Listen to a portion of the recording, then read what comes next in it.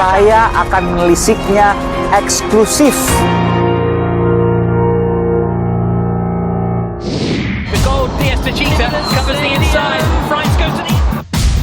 Karena sirkuit belum jelas ada apa tidak, dan itu kan mesti diperiksa dulu oleh Formula E Operation apakah layak atau tidak. Jadi berbagai hambatan, tantangan, kendala harus kita sikapi dengan sikap optimis. When the leaders cross the line, they're coming around the final couple of corners now. Saudara, apa yang terjadi sesungguhnya? Benarkah ada penciuman politik dari yang pro dan kontra terkait dengan pelaksanaan Formula E di Jakarta? Saya mencoba menerjemahkannya bersama pakar politik dari Parameter Politik Indonesia, Direktur Eksekutifnya, Bung Adi Prayitno. Bung Adi, sehat selalu. Sehat selalu, Bung Aiman. Jadi betul ada unsur politik di pro dan kontra Formula E?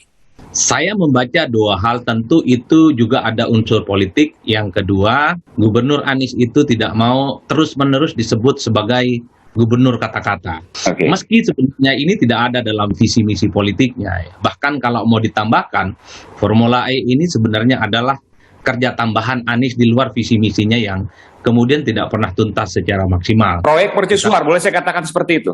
Betul, salah satunya itu proyek mercusuar yang justru di luar visi misi Anies. Kan itu yang menjadi pertanyaan orang. Nah, sekarang ada banyak kemudian suara yang penolaknya atau kontranya. Apa keuntungan bagi mereka ketika ini kemudian disuarakan? Kita belum bicara soal jadi atau tidak jadi ya. Kalau bicara rata-rata tentang pro dan kontra ya Mas Aiman, ini sebenarnya melampaui batas-batas yang sifatnya substantif ya. Orang sudah tidak bicara lagi tentang Formula E ini akan sukses atau tidak. Tapi kalau dilihat yang kontra rata-rata adalah mereka yang memang dari awal mengambil posisi tegas oposisi dan anti terhadap Anies. Kan kalau dilihat secara umum mereka itu adalah politisi PSI dan teman-teman PDIP yang sejak awal semua kebijakan politik Anies itu nggak ada benarnya bagi mereka.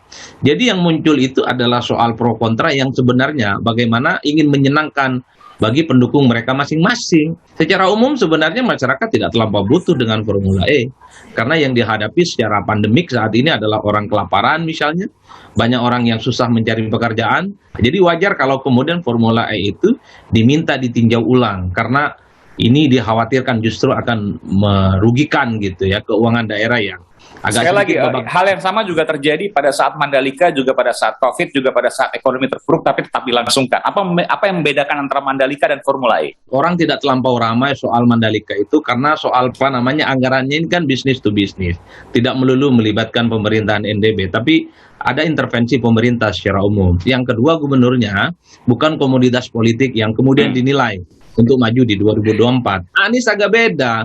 Jangankan Formula E, sandal jepit pun kan bisa ramai dikaitkan dengan Pilpres 2024. Jadi itu yang membedakan 2024. Perbedaannya di situ. Jadi COVID itu sebenarnya berlaku kepada semua event-event mercusuar lain, tidak hanya di Jakarta soal Formula E. Saya melihatnya dengan Formula E, Anies itu ingin membungkam semua janji politiknya yang tidak realisasi dengan baik, maka akan dilihatkan satu Formula E yang kemudian dianggap sebagai program percontohan yang berkaliber internasional. Jadi jelas bahwa semua ini, baik yang pro maupun yang kontra, baik yang mendukung maupun yang menentang, terkait dengan pemilu 2024. Rata-rata semacam itu ya. Oke, ya. Kita bicara soal keuntungan. Keuntungan apa yang didapat ketika race ini berhasil, Formula E? Dan kerugian apa yang didapat ketika race ini gagal? Rata-rata sih sebenarnya race ini mestinya menguntungkan secara ekonomi. Indonesia akan dilirik oleh para investor, para ekonom yang kemudian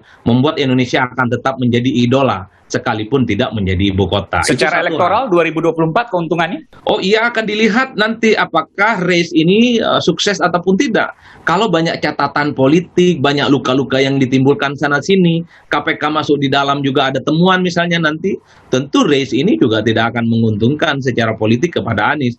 Makanya ini nanti akan menunggu apakah persiapan yang cukup mepet, apakah itu bisa maksimal sesuai dengan harapan.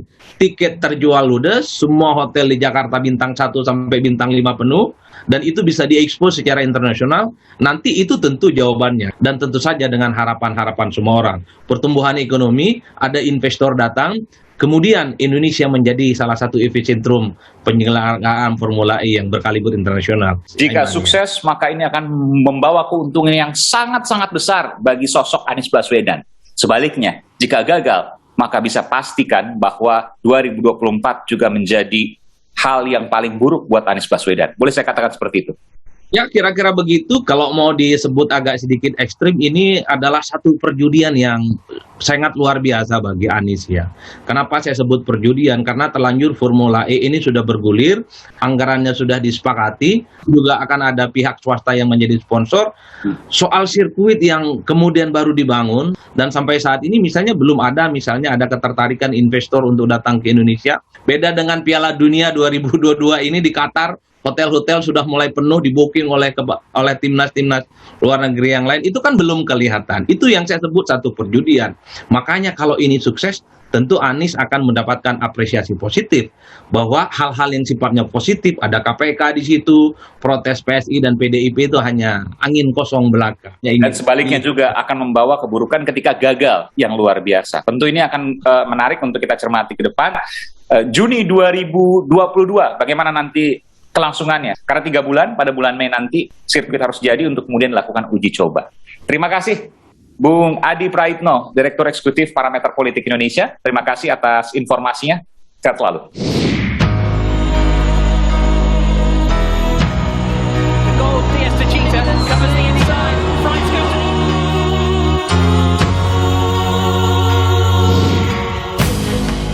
Saudara, balap mobil listrik Formula E seperti juga balap Mandalika. Jika sukses penyelenggaraannya, maka pasti akan membuat harum nama bangsa. Tapi dengan catatan, memuaskan dan tidak ada persoalan berat, apalagi indikasi korupsi di dalamnya. Bagaimana kelanjutannya di depan nanti? Menarik untuk sama-sama kita cermati. Saudara, saya Aiman Wicaksono. Salam.